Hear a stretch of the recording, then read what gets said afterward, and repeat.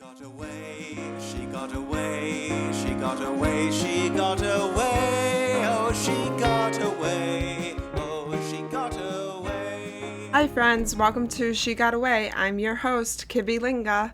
Today we'll be talking about a few random things. Before I start, I won't be releasing a podcast episode every other Monday anymore.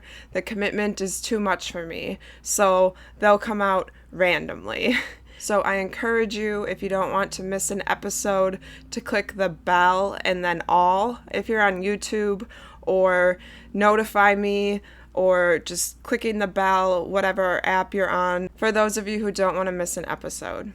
Today we'll talk a little about my father and how I believe that him and my mother, but he in particular contributed to a lot of my negative self-thinking today. I also talk about taking accountability or responsibility for my recovery or healing from all of my trauma. Not the trauma itself, that responsibility belongs to my parents, but me taking responsibility for my recovery or healing. And then I talk about how my TikTok account got banned. That's actually first. And then at the end, we'll talk about how each of the 8 episodes on this podcast helped me heal, just briefly. I already recorded this episode, and I realized I, don't talk about my relationship with my father. I'm always talking about my mom. And it felt good to open up about my father a little bit. Anyways, I'm so glad you're here. Let's get into it. I'm totally in my feelings today, so let's go with the flow. I'm wearing a yellow shirt today because yellow is my color for happiness, and although I do not feel happy today, it was either a yellow shirt in hopes of feeling happy or a gray shirt because I really feel like no color today. It's a blah day for me. It's a blah week. It's been a eventful week for me.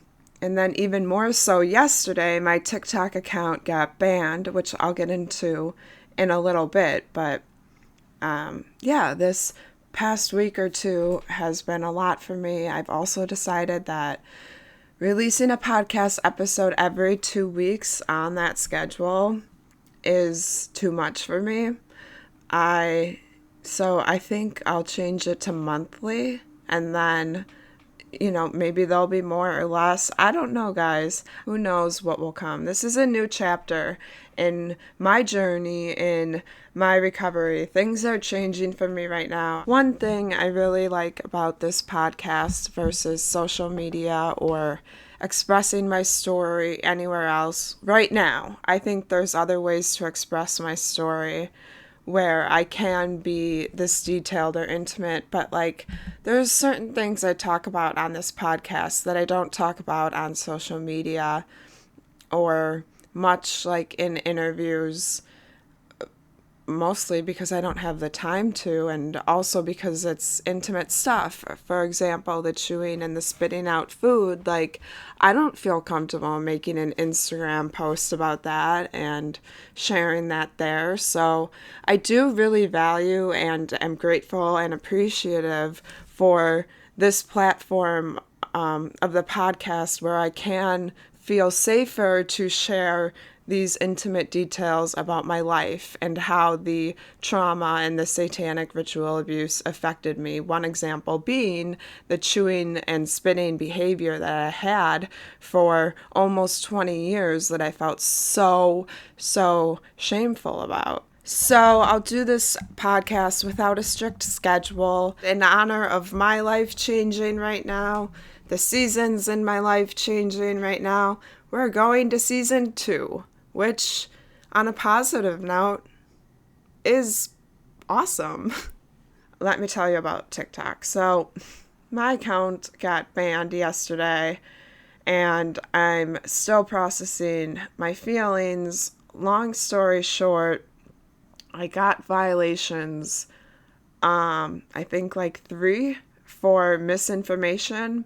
I should have appealed the videos that I got a violation on because I guess a lot of the times their AI system is wrong and you have to appeal it, but I didn't. I deleted the videos, which was a mistake that I'm learning from.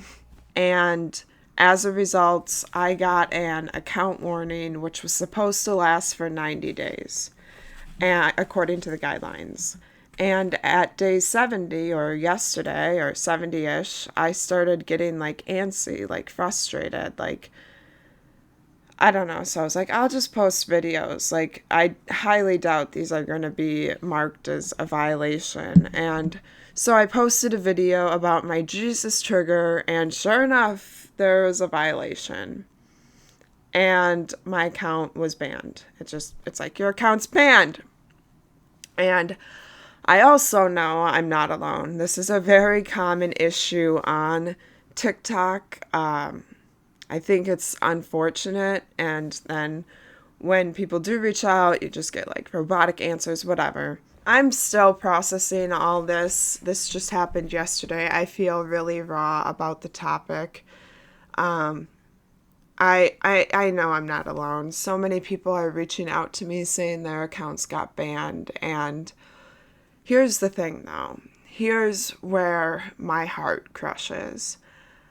I had 20 more days to wait until that warning was going to be lifted, and I decided to risk it. And even before posting it, I was having feelings of, I don't think this is a good idea.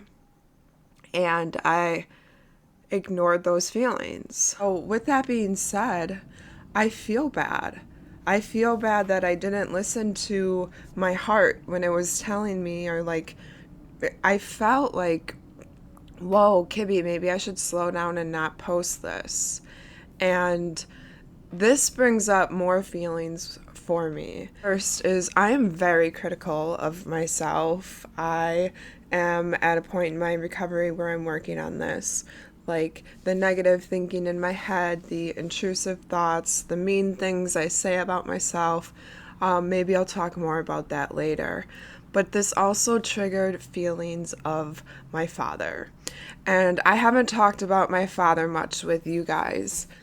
You see, the way I feel about this whole TikTok situation is that, and I might cry, like, I wasn't listening to myself when I wanted to post that video. Like, I knew it was a good idea to step back and reevaluate and probably wait the 20 days, but instead I posted it, and it was just about, it's so ironic, a Jesus one got violated. All the other violations were talking about child trafficking. So anyways, it got the violations. I was basically like on my last strike. It was like one more strike, you're out, and I hit that last strike. So I hit that last strike by posting that video, and my account's banned. Okay, like, I lost a lot of connections, a lot of people.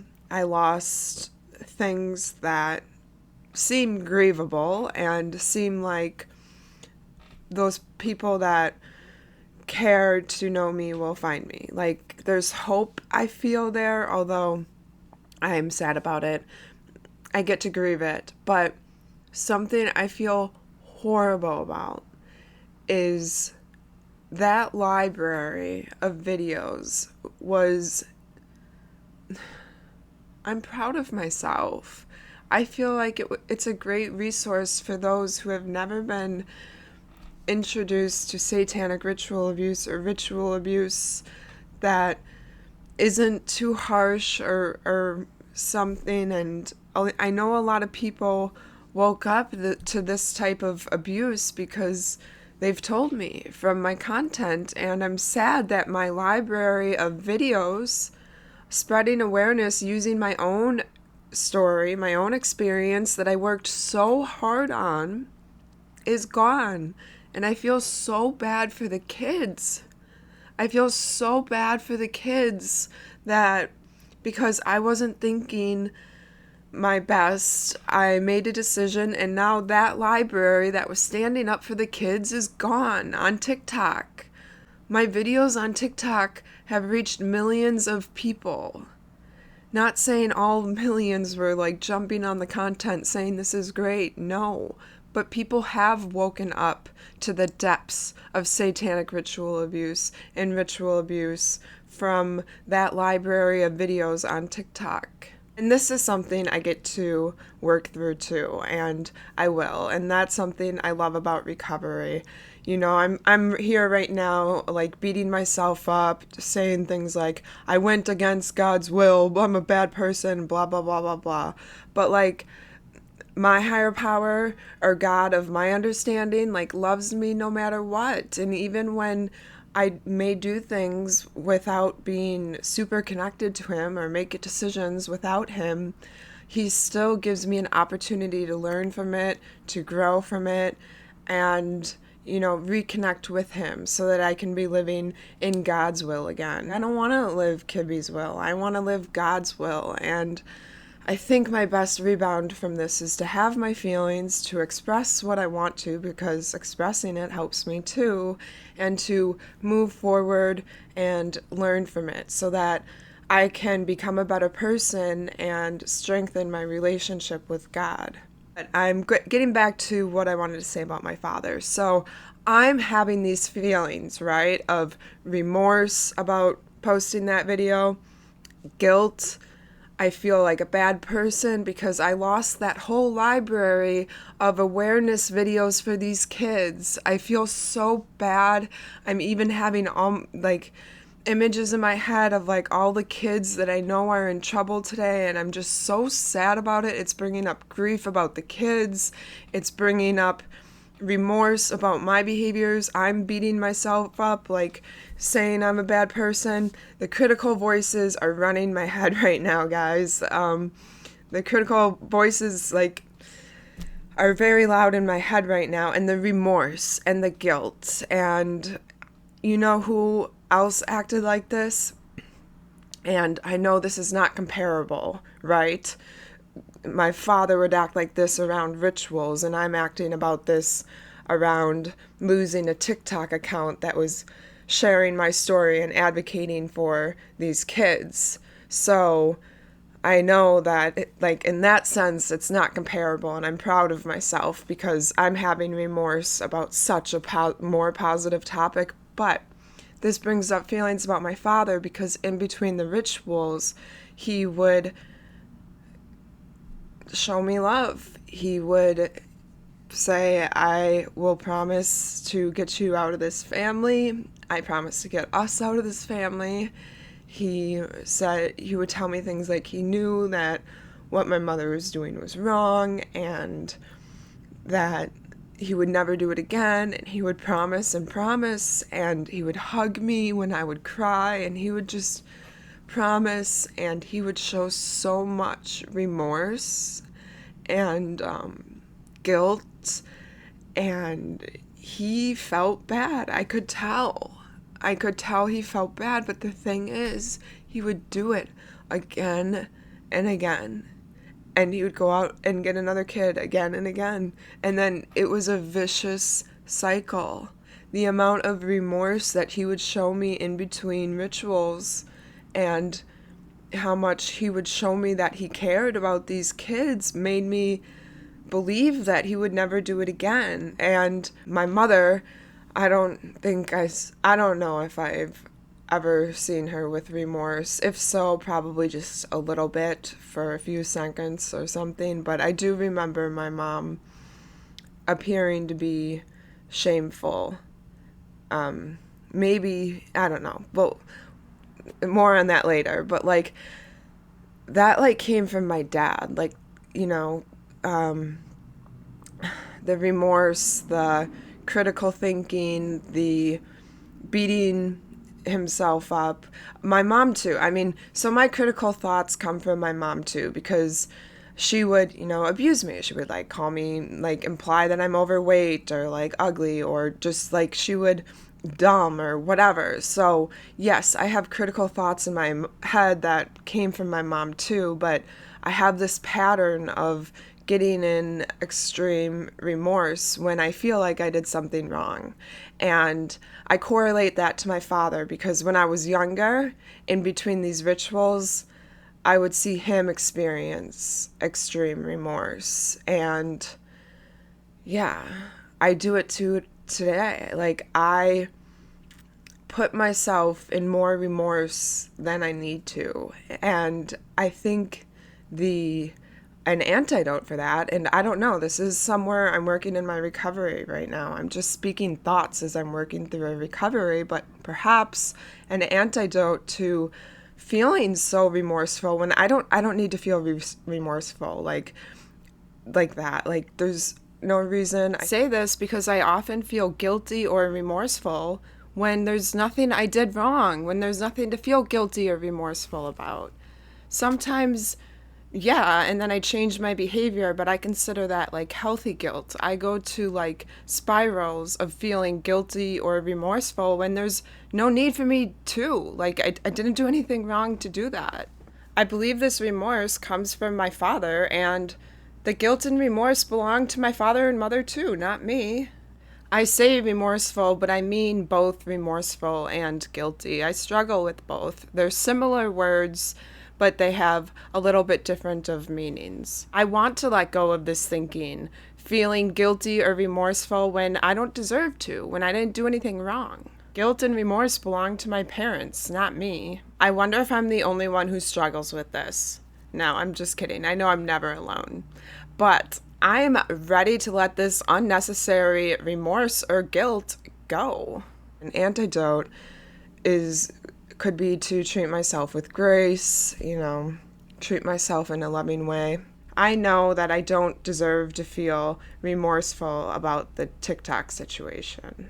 I'm sharing this because I feel like my father has handed this trait down to me of feeling remorseful. And so I go and feel remorseful about things because I guess it feels familiar to me because my dad did it. I don't know. I have a tendency to feel in remorse when I don't have to be, is what I'm trying to convey. When I started recovery and untangled my relationships with my parents, my father's was so much more difficult to untangle because early childhood, my mom and I, no, we just didn't like each other, agree with each other. But my father and I, that relationship was so much more confusing because in between these rituals, he would make these promises and hug me and be there for me.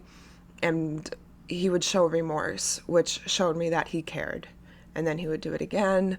Was my father actually remorseful about the sacrifices? I don't know. He sure seemed like it. And I know that I carried on some of his traits, such as beating himself up a lot and all this remorse. And he had a good reason to feel remorse. He did. And also, it's taken me about 2 years in my recovery to realize that my mom and my father are equally as guilty. And I stand behind that. I believe my mom and my father are indeed equally as guilty. Oh, that's the TikTok update. If that didn't happen yesterday, I wouldn't have told you any of that, but whatever. Usually I have these episodes ready like a week in advance because I'm the opposite of a procrastinator, but this week it's Friday and I'm releasing this Monday, so who knows what's coming out this episode. I'm just talking.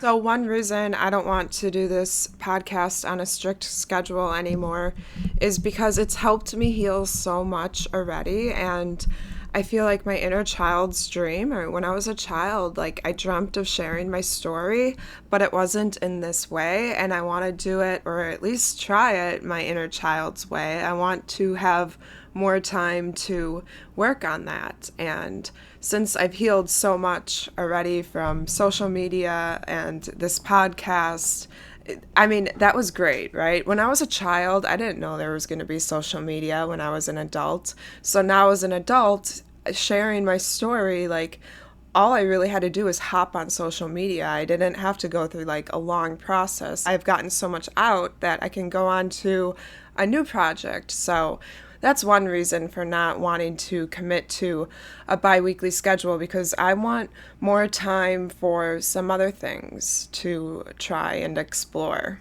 So where am I at in my recovery today? A lot of you probably know, but I work 12-step programs, the main being adult children of alcoholics. Actually, they changed the name to adult children of alcoholics and dysfunction, which I think is a lot more suitable. But so I've done the steps in that program twice, plus the workbooks.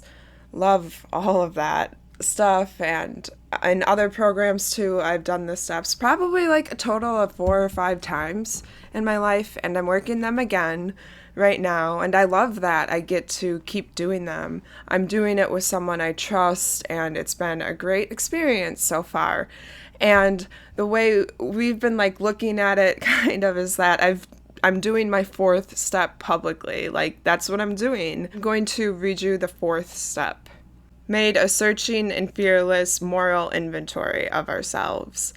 Yes, I've expressed some of that, like, of myself on the podcast, you know, like how my trauma affected me with my disordered eating, the drug addiction I had when I was younger, the compulsive running, stuff like that. Like, I've talked about that with you guys, and then also with trauma work in the 12 steps, like, we usually add, like, what happened to us as a child, too, to make us this way. So the person I'm working with in this program, we are adding that, too, and that's where we laugh, and it's like, okay, I did my 4th step, but, like, publicly, and it feels good to do my 4th step in publicly. It's not my first time doing my 4th step, and doing it publicly feels good, because that's part of who I am. I'm, like, someone who likes to get heard. I heal by sharing the truth. I heal by expressing and exposing this. That's just who I am. And then the other half of the 4th step,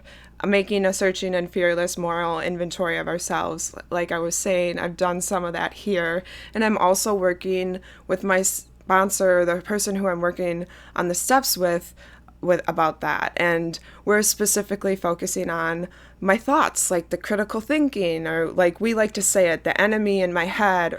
And I'm working on that in my recovery right now, and it's such a blessing. One thing I love about recovery is when I get to change, like when I get to take responsibility and change. And my critical thinking, like I was saying earlier, is an area I struggle in so much, and has been. I've been trying to tackle it for the past 5 or 6 years, and I'm starting to feel hopeful, because a part of the work I'm doing right now is I'm living my life, writing down things like in my notes in my phone throughout the day when my thinking gets like really critical. For example, I forgot my wallet like last week somewhere. I was picking up food. I asked to use the bathroom. I like left it in the bathroom. And by the way, a nice gentleman found my wallet and returned it and didn't take a thing, thankfully.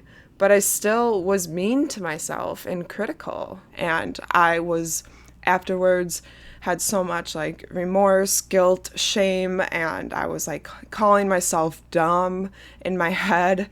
And then I was like, Kibby, be nicer to yourself. And then I was starting to say things like, I'm so embarrassed. So it's like I just changed the narrative. And so I wrote it down, and like that's just one example. And it's so cool to me that I have someone in my life that I can trust, that I can go to them with like all these thought patterns, and I get to, I don't know what's next. Like, that's where I'm at in my recovery. Like, but I'm feeling hopeful because this is an area I struggle with a lot. And yeah, so that's where I'm at in my recovery, is just finding like where I can take responsibility for the critical thinking in my head. Because in my experience, I don't know how to go from victim to victor without finding where I can take responsibility and taking responsibility and then changing myself from within. Even though I was totally the victim and, you know, my family messed me up, like it affected the way I talked to myself because I wasn't raised by healthy parents. So in order for me to change,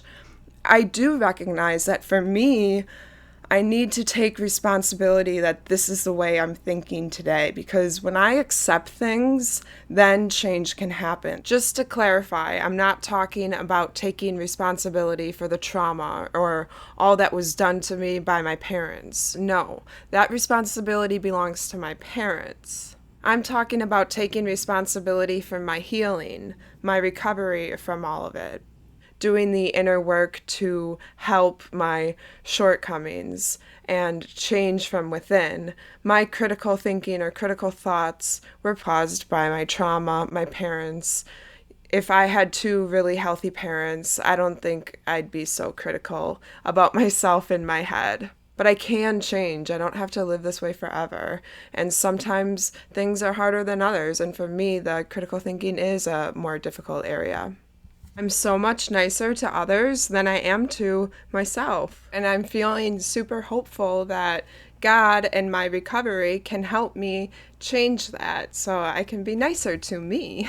And guys, I'm not like super mean to myself or anything. I've actually come a long way, but I'm still struggling. I don't like or appreciate the critical thoughts. They take up time in my precious life, and I'm done giving time to the trauma or what happened to me. I want my life back. I want to gain my strength and my power back. And one way for me to do that is to do this inner work that I'm facing right now. So right now in my recovery, I'm focusing on replacing my critical thoughts about myself with loving thoughts. Something I've been working on for a while, has been difficult for me. I've made progress and I'm ready to make more. And then step 6 is we're entirely ready to have God remove all of these defects of character. So I'm not on step 6 yet. I feel like I'm on step 4 and 5. I'm sorry. I'm not at step 6 yet. I'm making that list right now about those critical thoughts I have in my head, which is what I'm focusing on mostly during this round of steps, as well as my trauma, obviously, as I share it all with you. But I'm making that list of my shortcomings or character defects, or in this case, areas that I'm critical towards myself. When I get to step 6, when I feel like I have enough on that list, I can start working through that and making the behavioral changes through the grace of God and my fellow travelers in recovery, and I look forward to that. So, guys, that's where I'm at in my recovery, if that makes any sense. Since I started sharing my story in April, I've gotten a lot of my story, absolutely not all of it, but a lot of it off of my chest through social media and this podcast, like a 4th and 5th step in the 12 steps, like I was just saying. And it's been very healing for me to express and expose all this and be heard and just get it out there and off my chest. For example, this podcast has been healing for me. Making the episodes wasn't always easy. I would love to just run through the 8 episodes I've done real quick and say what comes to mind when I think about like how it's helped me or helped me heal. Episode 1 is what is satanic ritual abuse or ritual abuse. That was awesome and healing because I got to say like what my definition of this was, a little bit about my experience, and I received love and support, and I felt heard. And I didn't feel that as a child when I was telling others, or during my years of denial when I was denying it myself. It was healing, episode 1. Episode 2, from denial to truth. It feels so good for me to talk about the denial that I experienced. Episode 3 was my journey with dissociative identity disorder. I didn't know how grateful I was for having DID until I did that episode. I overcame it in February of 2023. I embraced it during the pandemic. That's another story. That's episode 3. But I can't believe how grateful I am, and I didn't even know this, for my DID and how it gave me time. And then once I was ready to face it, I was given an opportunity to find my true self. The DID turned out to be a blessing. And episode 4, Faith After Religious Abuse, I expressed my faith, and I have a strong faith even though I'm not religious. And I fear that people are going to judge my faith, whether they're religious or atheist. And creating that episode has helped that fear of mine a little bit. I still have the fear, but it's helped it a lot because I expressed it in a whole episode. And then episode 5, I met Emma Catherine from the Imagination podcast because so many of you suggested I do, and she came on here. I interviewed her.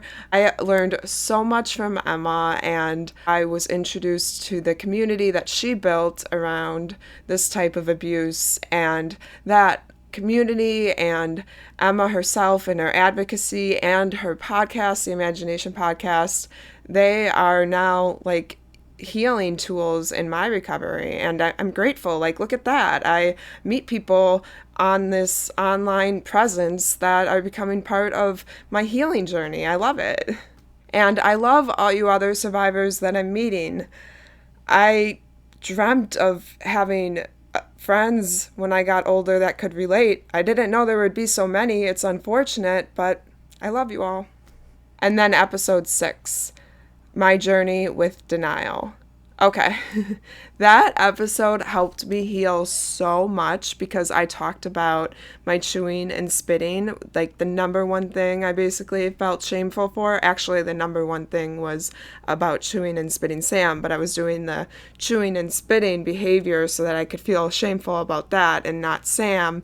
Anyways, I had this disordered eating that I felt so shameful about, like, always. And people in real life on my support team, they know about this, but telling people on a public level was a whole new territory, and it helped me a lot with that shame. With shame, for me, in my experience, when I talk about my shame, it goes away. And talking about that amount of shame, like on a public level, really helped me. And before I released that episode, I was so scared. I actually woke up one morning a few days before, like right when I finished creating it, and I was like, I don't think I can let people know that I chewed up food and spit it out. Like, I was so shameful. I was actually sick. Like, I threw up.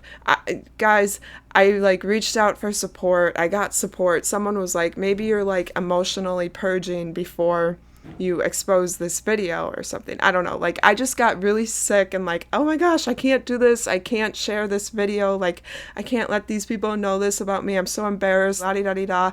Like, my brain was just going wild, and I was so scared, and the support that I got encouraged me to post the video. And after I posted that episode, and like, so much shame just went away. So much shame that I've had for so many years about my chewing and spitting out food just went away after releasing that episode. And I'm so grateful for that because I've had a lot of shame about that over the years. Thank you all for listening. And then episode 7, Healing After Denial, where I got to express just some of my recovery, which brought me a lot of gratitude because I feel grateful when I look at my recovery and how far I've come.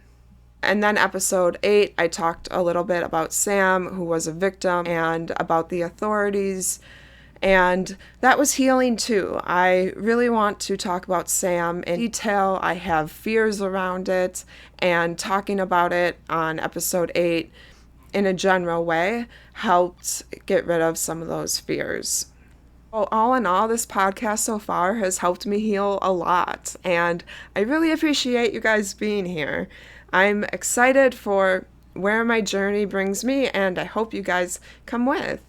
So again, this podcast is going on a new schedule based off of intuition and inspiration, and will no longer be promised, bi-weekly, so please hit and tap the notifications if you don't want to miss an episode. Well, that concludes today's episode, friends. A little bit about what I'm working on in recovery right now. I might start posting my videos from Instagram, no longer TikTok, but Instagram, onto my YouTube channel, whether it be in a short or just regular video, because they can only be a minute. But because of that whole TikTok thing, I'm kind of inspired to spread my videos out more. Besides this podcast, I like making smaller videos that I put on Instagram, and the whole TikTok ban thing triggered my inner child, right? Because it feels like I'm getting silenced. Anyways, I think I'll be putting those videos on other platforms. Well, thank you for listening to She Got Away, your podcast that shines light on the depths of darkness. When I was a child, I dreamt of sharing my story and explaining what happened. I appreciate you being here. Until next time, bye.